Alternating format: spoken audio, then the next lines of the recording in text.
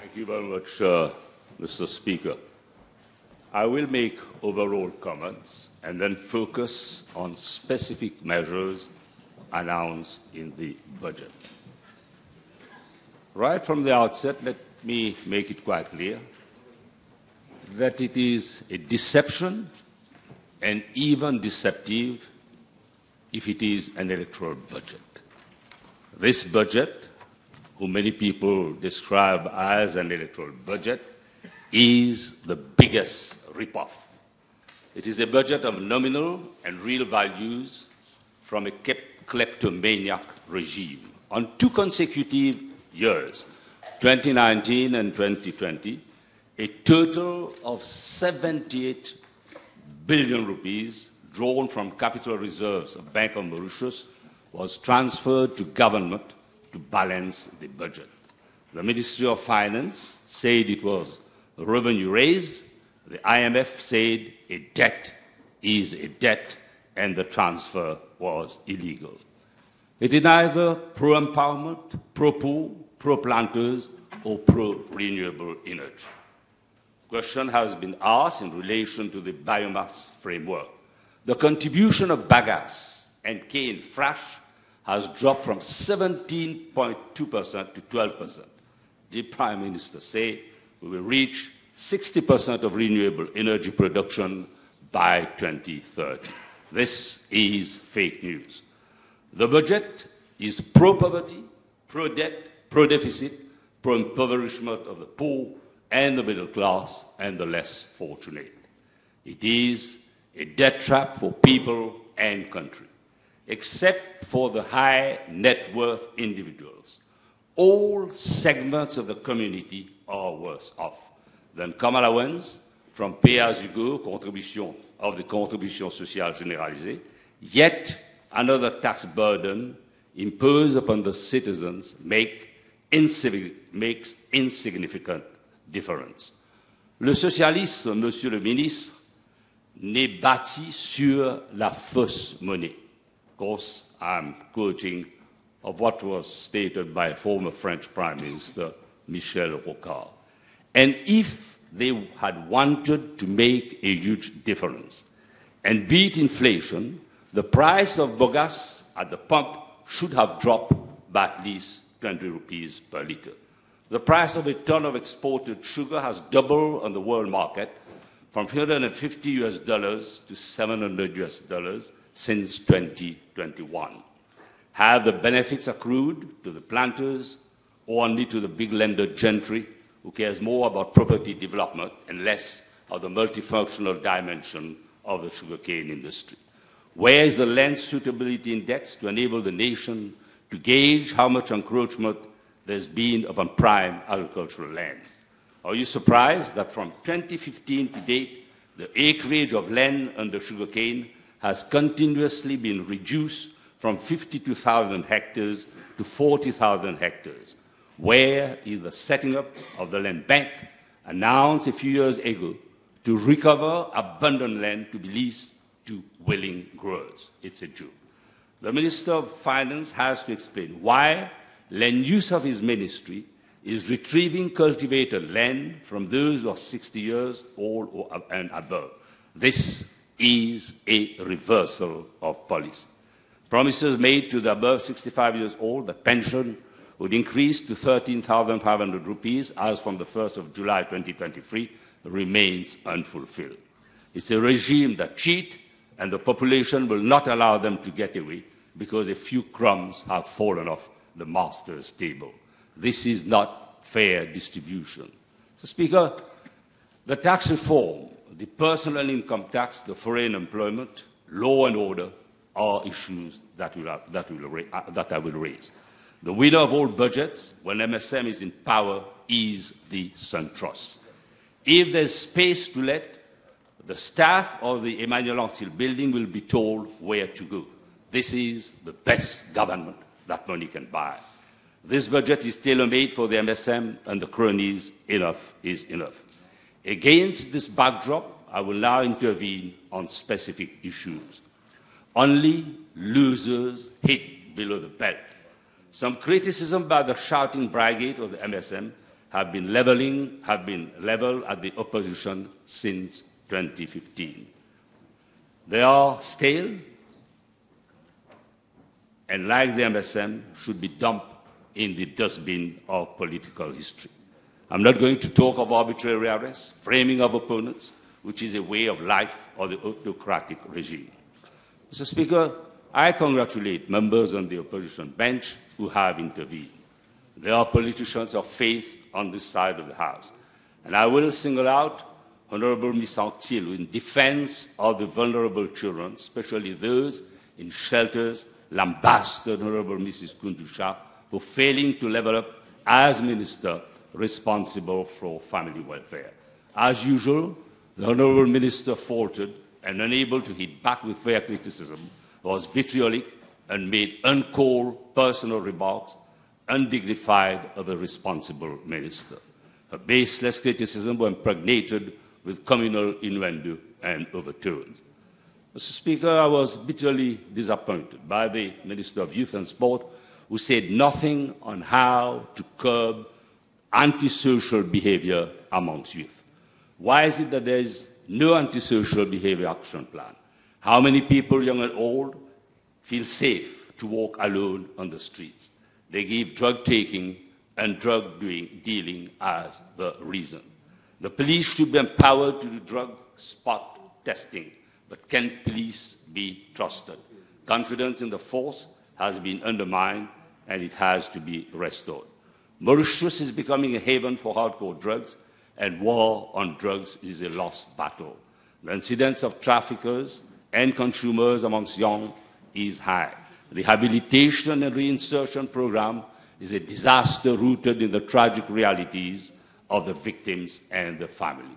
A tragic reality indeed. In the meantime, ketamine, synthetic drugs, and speed and heroin are creating havoc amongst our youth. Time to save our youth, our country, from the drug mafia. But who runs the parallel economy of this country? Horse racing, gambling, hardcore drugs. Unfortunately, the operators and traffickers have a nexus to the regime. Zero tolerance to track down traffickers is a hollow statement when the supply and demand is on the increase. Kids are traffickers and the consumers are getting younger. Where is money laundered, rinsed, washed, dried, and spin-dried?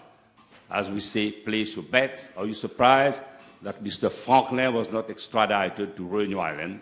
The Department of Justice in Réunion Island complained of reluctance of the Attorney General's office to react. It's the Godfather protecting the Godfather.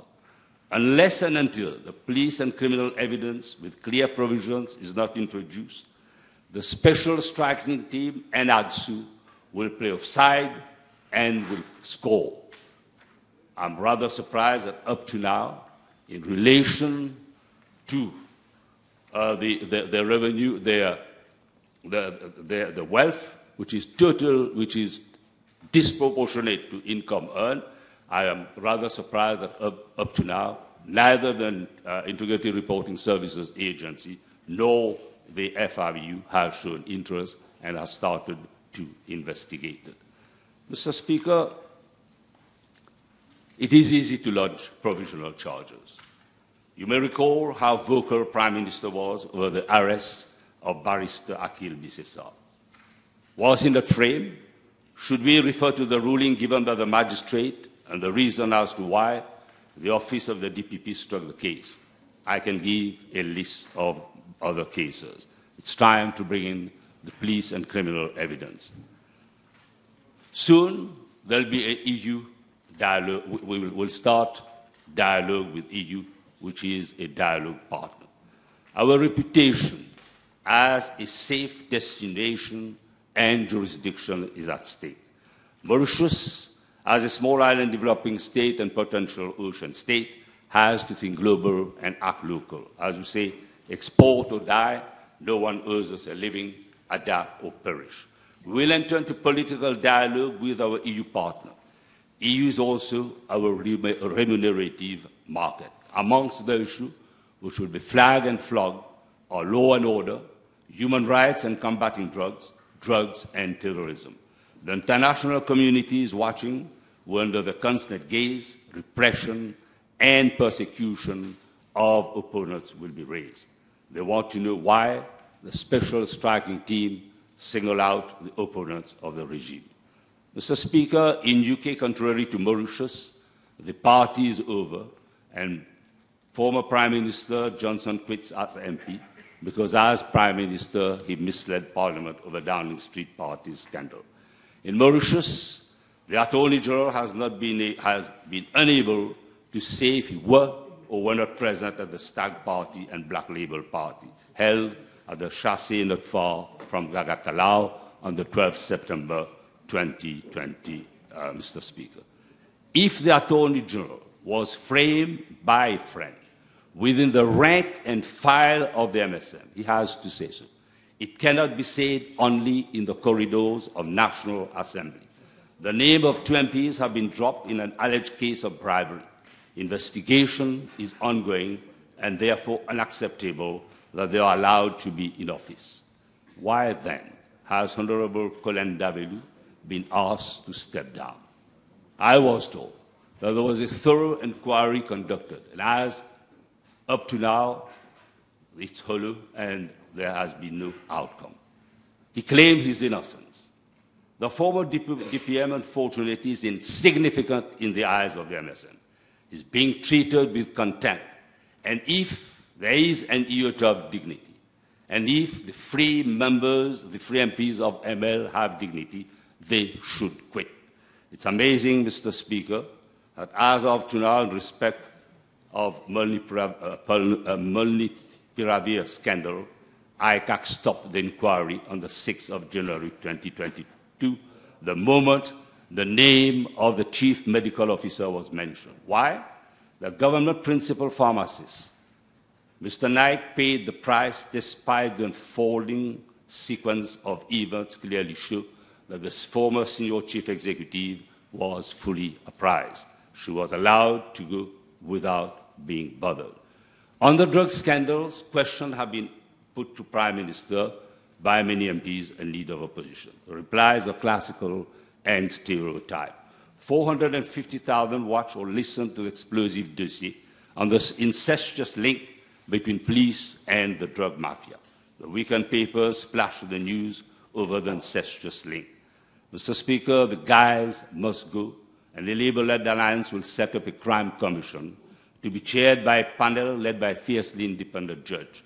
As of now, a thorough inquiry should be set up, whether it is up to government to bring experts from overseas, but by all means, let's do so. People want transparency and accountability.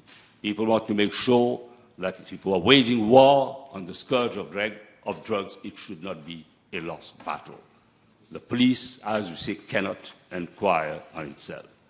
Mr. Speaker, the opposition staged a walkout when the former Minister of Commerce was called to intervene on the appropriation bill. It was unacceptable. We consider it a contempt of Parliament, a flagrant violation of parliamentary democracy. There are charges against him for non-payment of allowances to his alleged constituency clerk, whose husband, late Subramanya Krishnan, was murdered. Had his life been spared, he would have been a star witness in a case of alleged fraudulent practice in constituency number 8, which is now before the Privy Council. It's awful that the honourable member was asked to intervene, and to add insult to injury, he spoke before the most senior ministers of the regime. It says a lot of the binding relationship between him and the Prime Minister, upgraded to be fielded as a candidate again. As we say, you don't retire from politics, politics retire you. Those vying for tickets within the rank and file of the MSM should take note.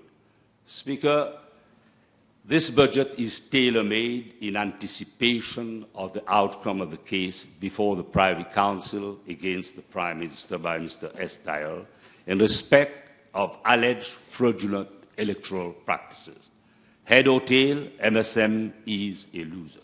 It is the beginning of the end, and postponing municipal elections on free occasion is a foretaste of massive defeat at the general elections. I'm sure people have read the interview given by the former Attorney General of Trinidad and Tobago. don't tamper with people's right to vote as they have the right to know who should govern them. These are the wild words expressed by the former Attorney General of Trinidad and Tobago. The regime amended the Local Government Act to deny more than 325 eligible voters the legitimate democratic rights. MSM and its appendages which have been whipped and trounced. Case has been lodged before the Supreme Court to challenge the decision to postpone local government elections. As we say, never trust a regime when they all parrot the message that elections will be held next year or in 2025. On the economic management, if there was sound management of the economy, with tax buoyancy from productive sectors and better consumption would have been out of the woods. Where are policies to lower imports by putting emphasis on Buy Mauritian safe jobs? Where is our policy to produce what we eat and eat what we produce? For how long can the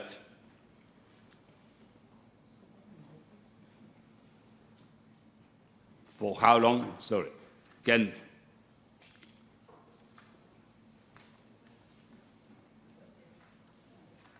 BOM be used as ATM and money drawn from its capital reserve? What remains to sell? Silver Wake and family heirloom is going, singing the incantation that Mother Indian and Uncle Sam will lavish with dollars from lease our territories. As we say, arrête rêver, camarade. The opposition had frank meeting with the U.S. Undersecretary, Mr. Verma. It is undiplomatic to disclose the outcome of the meeting. I expect the Prime Minister to make a full statement on ongoing preliminary talk between Mauritius and UK over Chagos. India is assiduously courted by the West and is turning its public digital infrastructure into a powerful form of power. It is a powerful ally, and as a non-aligned, we are all supportive of keeping India and Ocean a zone of peace. The meeting with the Foreign Secretary of India was excellent. We are heading towards greater taxation, one with legislation and the other without legislation. Mr. Speaker, high tax without legislation in double digits is inflicting major pain and suffering on the poor. The middle classes are struggling to make ends meet. While some of it derives from external factors related to COVID and the Ukraine war, a significant cause of high inflation due to misguided policies of government which have resulted in a depreciation of the rupee. They forget that Labour Party in power had to face the worst oil crisis the world had ever known in 1979 and the worst financial crisis of the new century in 2009. Labour acted responsibly and never used the Bank of Mauritius as a printing machine or ATM, nor looted the $8 billion from capital reserves of public bodies such as CB, Financial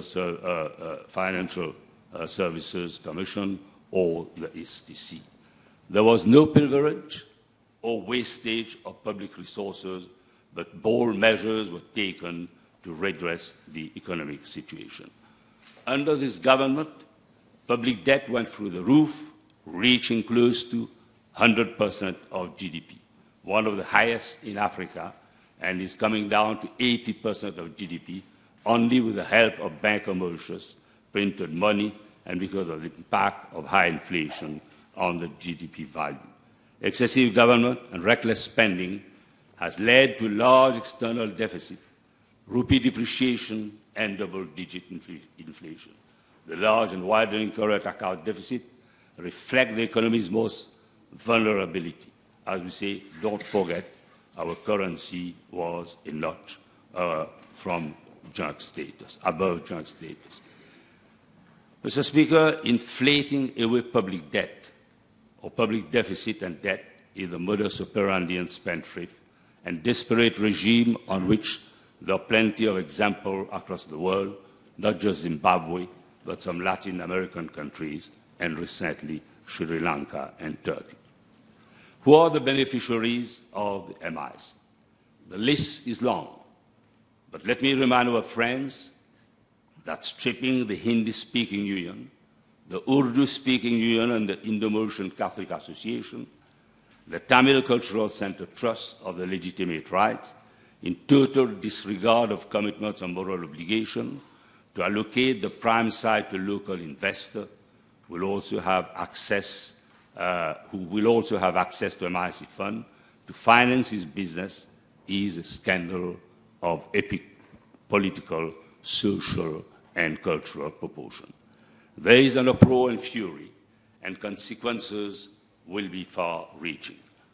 Mr. Speaker, I come to the contribution sociale généralisée and welcome all payments ministers intend to make from contributions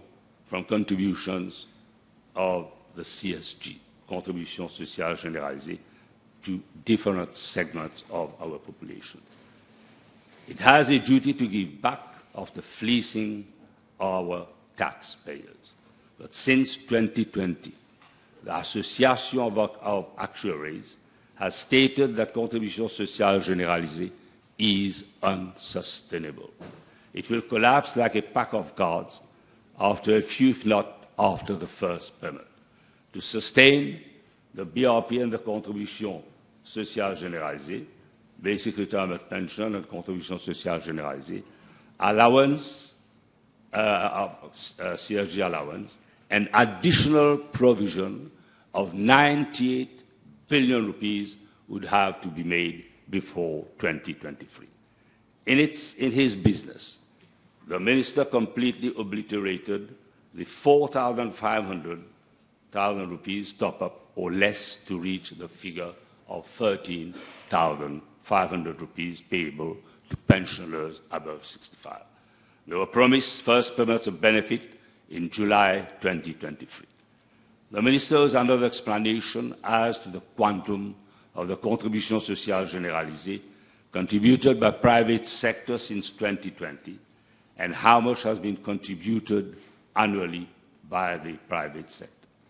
I invite him in the name of all senior citizens and in public interest to lay on the table of the National Assembly any study or report on the sustainability of contribution sociale généralisée. Mr. Speaker, on tax reform, why make things difficult, complicated for taxpayers?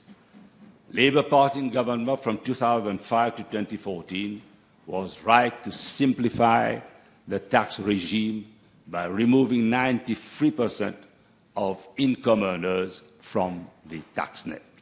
The simplified Labour Party version of the income tax regime was endorsed by late Saniru Jagannath and by your own leader in free capacities. First, as Minister of Finance under the Labour government in 2010, then as Minister of Finance and the government of his late father from 2014 to 2017, and finally, under his own prime ministership from 2017 until November 2019.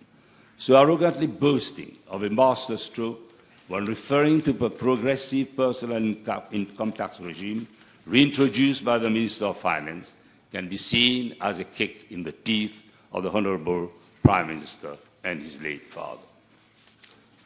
When we come to figures given, they are even more startling, especially when the Honourable Minister tells the population at page 87, his budget speech, paragraph 561, that 150,000 income tax earners, citizens will pay less tax.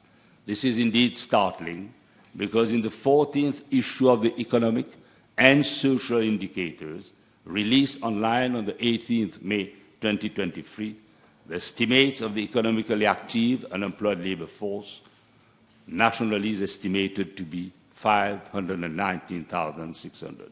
This means that the tax labour force of 150,000 citizens for income tax purpose stand at almost 29% of our employed labour force. What a difference from the 7% of the Labour government. Since he is removing the solidarity levy, I will ask the Honourable Minister to tell the country how many individuals were contributing to the solidarity levy and how much revenue has been derived from the solidarity levy annually since its rise to 25% increase by the government. I will also ask him to tell the nation the reasons for which he is removing the solidarity levy. Indeed, when he imposed the solidarity levy of 25% on the excess amount of chargeable income plus dividends in his budget speech 2020-2021, page 30, paragraph 233, he said that this was to ensure more social justice and that it was a patriotic appeal which he was making to those who earn the most. Is there, therefore, no need for more social justice anymore? Or is it that those who earn the most also have powerful lobbies to have the tax obligations reduced or removed? Appendix A of the budget estimate, page 482, Code 1141, shows that the VAT revenue is expanded to reach 49.3 billion in 22-23 and 61.5 billion in 2023 and 2024. This is where the minister should bring an overhaul, should stop, as we say, over-vatting the less fortunate and vulnerable members of our population. On the issue of migration policy, the Honourable Minister has told the nation that we need to engage on a major reform of our migration policy, because without the opening of our economy to foreign talents, we will not be able to develop the new economic sectors. Again, a number of important issues not addressed by the Honourable Minister arise. And the queries are as follows. What are the new economic sectors which will be developed through the opening up of our country to foreign talents? How were these economic sectors identified and when? What is the level of growth in terms of GDP that we are contemplating for each of these new economic sectors? How will the country fare in each of the new economic sector if we did not embark upon the major reform of our migration policy? Has a cost-benefit analysis carried out? Has the incidence of such reform on local workforce been looked into? The answer to all these questions is important, because before embarking on major reform of migration policy, we need to assess to what extent our economy should be open to foreign talents. Such an assessment does not, unfortunately, appear at all from the discourse of the Honourable Minister, not even between the lines. Indeed, apart from the levels of growth which we wish to reach in the short, medium and long terms and the new economic sectors we want our country to develop, there are so many preliminary issues to address. For example, has a minimum and maximum ceiling been identified as regards the number of foreign talents we want to invite to live into our country? Has a minimum and maximum ceiling been identified for each of the new economic sectors which the Honourable Minister wishes to develop? Again, these issues need to be addressed. There's a crying similarity between the Minister's approach regarding major reform of migration policy and the pension reform which introduced in June 2020. Basic details are lacking, and in the case of Contribution Sociale Généralisée, he has changed the rules, he moved the goalposts as he went along, and he concealed things from the nation. Let history not repeat itself, and stop hiding things from the nation, Honourable Minister. At paragraph 71D of your budget speech, you told us, Minister, that the ratio of foreign to local employees is being removed for specific sectors. But which sectors are these? Is there a minimum and maximum threshold in terms of number of foreign employees in each of these specific sectors? Have the incidents on local talents been addressed? If so, when and by whom? There are so many questions. Not all have been put and hardly any has been answered. Please answer our questions in your summing up, and I hope you will do. Who are the real beneficiaries of successive budgets? The first potential beneficiary of any budget, when the MSM in power as a major ally in a coalition, is SunTrust. Since there are many millennia, a wide generation in our population, and a sizable number in the House, let me tell them that in 2000, MSM took advantage of its ally, the MMM, to hit a jackpot of 47 million rupees courtesy of the government of Mauritius. As we say, government is government, and government so decide. Certainly wrong, absolutely wrong. The case was withdrawn before ruling from the court was given in relation to contract entered between the Minister of Education and SunTrust. Contract was rescinded by the Labour-led government on ground of conflict of interest. In 2010, in alliance with the Labour Party, its priority was acquisition of MedPoint Clinic by government, and you know the outcome of the deal. In 2014, in alliance with the PMSD and with the renegades of the MMM, once government was sworn in, BAI became an easy target. Why? It also had to do with funding of the electoral campaign of the MSM. Read, Mr. Speaker, read. They were the first to withdraw the savings from the Brahma Bank before the provoked collapse of the BAI. Thanks God, Xavier Duval, then DPM, resigned from the dirty regime on matter of principle when the political arm of the executive wanted to have a whole through public prosecution commission over the office of the DPP. Mr. Speaker, coincidence that SunTrust has space to let at a time when the staff of the Emmanuel building will be relocated. The joy of being in power.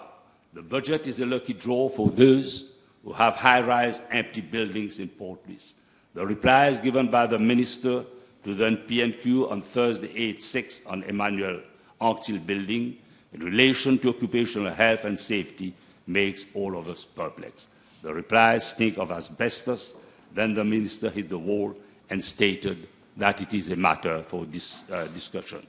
Since 2015, the MSM government has been too busy with arbitrary arrests and kept the feasibility study for the refurbishment and conversion of the Emmanuel Anctil building into an eco building into the drawer. Suddenly, after 9 years, there's a violent reawakening of the regime, and relocation of the employees will be inevitable. As we say, money talk. Prime Minister will chair the interministerial committee, and a decision would be taken for relocation of staff of different key ministries and officers from Emmanuel Anctil building to where? We all can have a good guess, and we all can place our bets. Your guess is as good as the whole country. The Minister of Public Infrastructure emphatically said preliminary studies have concluded that wall partitions are lagged with asbestos. A panel of specialists in occupational and health should be set up to do a retrospective study and prospective follow-up of workers of health. I'm sure Prime Minister will declare his interest at the Interministerial Committee if trustees of the SunTrust make an offer. Nothing will be tailor-made, we hope so. The saga of MedPoint still resounds in the minds of people, and I'm not going to highlight the legal and political consequences. Events unfolding, Mr. Speaker. They have unfolded and will unfold, Mr. Prime Minister. No one has short memory. The MSM will celebrate its 40th anniversary this year. But it has to remember what Labour Party, the PMSD, MMM Managers Boudou, did for him and the family, Mr. Prime Minister. Fight for a just cause, never condescend and hit below the belt. Unfortunately, MSM puts its interests first, people's interests second. Let me remind our friend, had it not been for Sir Siusaga Ramguram, father of the nation who went on a campaign trail at the general election of 1993, history would have been different. MMM would have won hands on. the Labour Party, the MSM, the PMSD would have lost to the MMM. Similarly, Pravin Jagannath won the by-election of constituency number 8 on the 2nd of September on the back of the Labour Party and the unconditional and unflinching support of Navin Ramgoolam, then Prime Minister. MSM is good at piggybacking. Prime Minister and MSM have to be grateful to Sir Siou Sagar, Father of the Nation, Sir Dr Bolell, Paul Raymond Béranger, and Navin Ramgoolam. Pravin Jagannath was copiously and vulgarly insulted by Dinesh Ramjatan. And who took Dinesh Ramjatan to task? Navin Ramgoolam. He's too decent to disclose. I'm sure it will remain an untold story.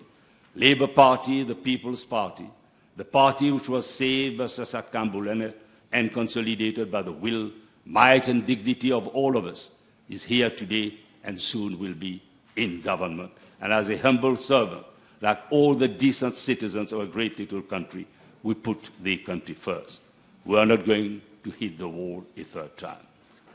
Mr. Speaker, we want an alliance of the people, and we want an alliance to be led by the people, and we will speak on behalf of the people. There is space, and the circle of people's power will be widened to take all decent politicians on board. As we say, let us get on our backs to convey the message of freedom to all, freedom at large. Labour Party set up the Law Reform Commission and is keen to introduce the Freedom of Information Act, the public interest litigation to protect the less fortunate. The police and criminal evidence is overdue, and promises made by the Attorney General are yet to be fulfilled. Let me rebut what the Honourable Minister of Agriculture stated in relation to winter allowance. Winter allowance to tea pluckers to make up for shortfall of production is nothing new, Minister of Agro-Industry. It has nothing to do with you or your predecessor, Minister.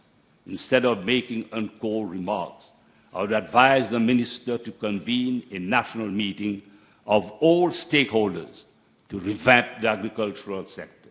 Always cross-check your information, Minister, before you blurt out. Minister Bolell and I worked together when I was Minister of Agro-Industry. He is a success story of sacrifices made by a great lady who was a tea plucker.